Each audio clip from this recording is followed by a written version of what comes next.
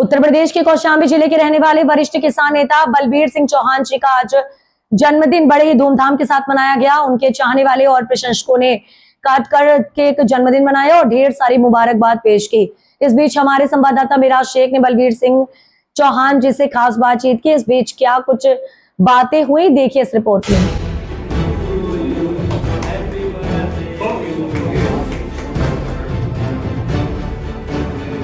नमस्कार, आज हमारे साथ मौजूद है बलबीर सिंह चौहान जी, जो किसान के नेता हैं, वरिष्ठ नेता हैं।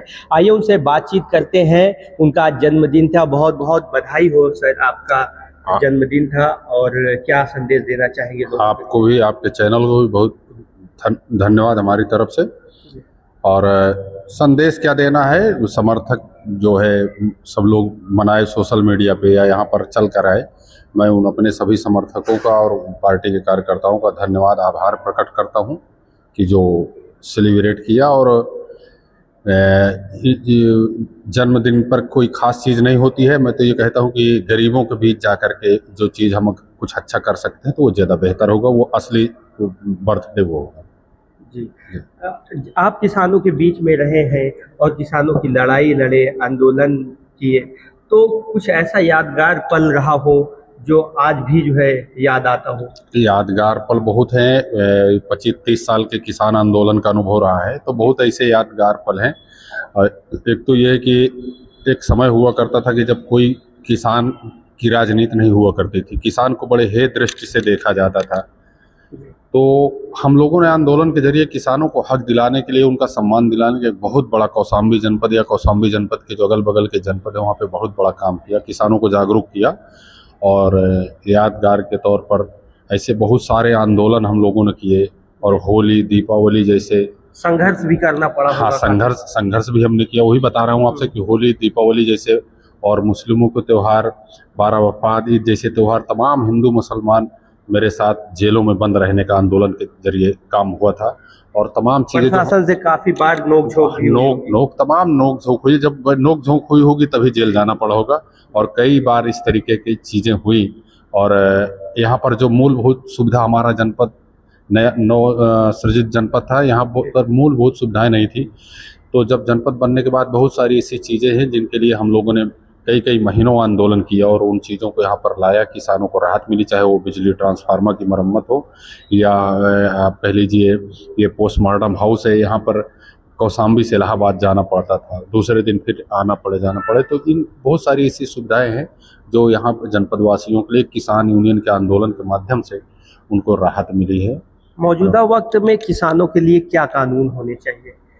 किसानों के लिए कानून क्या होना चाहिए? किसानों के लिए सुविधाएं होनी चाहिए। तो सब खाद, पानी, कीटनाशक दवाइयाँ, और जैसे जंगली जानवरों से फसल का नुकसान होता है तो उसके बैरिकेटिंग के लिए, और समय से पानी मिले, बिजली मिले, इसके इन सारी चीज़ों के लिए सरकार को सुविधा देना चाहिए। किसान एक ऐसी कौम है जो सुबह 4 बजे से उठ करके रात 8 बजे तक काम करती है, उसके बाद भी उसको ये भरोसा नहीं है कि दाल रोटी उसको मिल जाएगी, दूसरे पर आश्रित रहता है।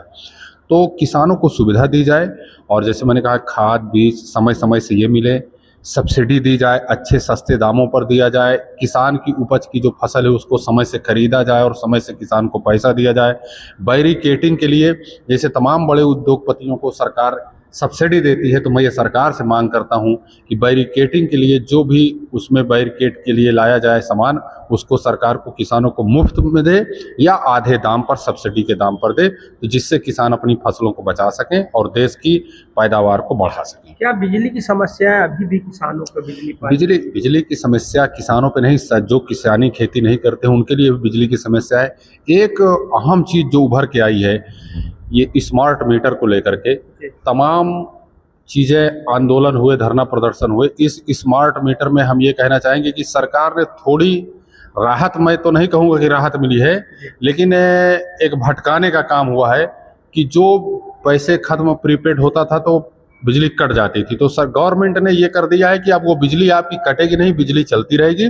लेकिन जो मीटर की समस्या है, जो लोगों को ये कहना है कि मीटर तेज चलता है, तेज भागता है, तो बिल बढ़ रहा है, अभी उससे आम जन को राहत नहीं मिली है।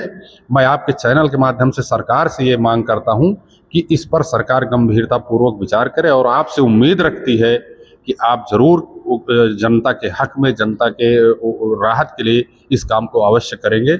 मैं ये सरकार से मांग करता हूँ और उम्मीद भी रखता हूँ कि सरकार सुनेगी। नौजवान किसानी से कुछ दूरी बना रहा है, क्या कहना चाहिए? नौजवान किसानी से दूरी इसलिए भी बना रहा है कि एक तो किसानों, जो किसान की खेती करता है, अब तो थोड़ा समाज बदला है, लेकिन मैं और अगर आपसे 20 साल 25 साल पहले की बात करूं तो जैसा भी मैंने अभी थोड़ी देर पहले बोला है कि किसानों को आदमी सम्मान की निगाह से नहीं देखता था। अगर वो किसी ऑफिस दफ्तर जाता था तो सम्मान की निगाह से नहीं देखा जाता था, तो वो किसान अपने आप को एक हीन भावना से देखता था। तो इसलिए खेती से अरुचि हुई, लेकिन खेती अब बेहतर है। अगर कोई मेहनत करने वाले लोग हैं करें तो खेती बेहतर है। मैं नौजवान भाइयों से कहना चाहूँगा कि खेती के ऊपर ध्यान दें, खेती करें, और नौकरी मिल जाए, अच्छी नौकरी मिल जाए तो बहुत अच्छी बात है। अगर नहीं मिलती तो अपनी खेती बाड़ी को मजबूती से रखना चाहिए, और पशुपालन को का भी हम लोग ध्यान दें, और उससे जो खाद है, हरी खाद है, तो रासायनिक खादों का प्रयोग कम होगा और खेती अच्छी होगी, ज़मीन अच्छी होगी। बहुत बहुत शुक्रिया हमसे खास बातचीत के लिए। इस वीडियो में बस इतना ही। मिलते हैं अगली वीडियो में। कैमरा पर्सन कलीम के साथ मेरा से ZTV।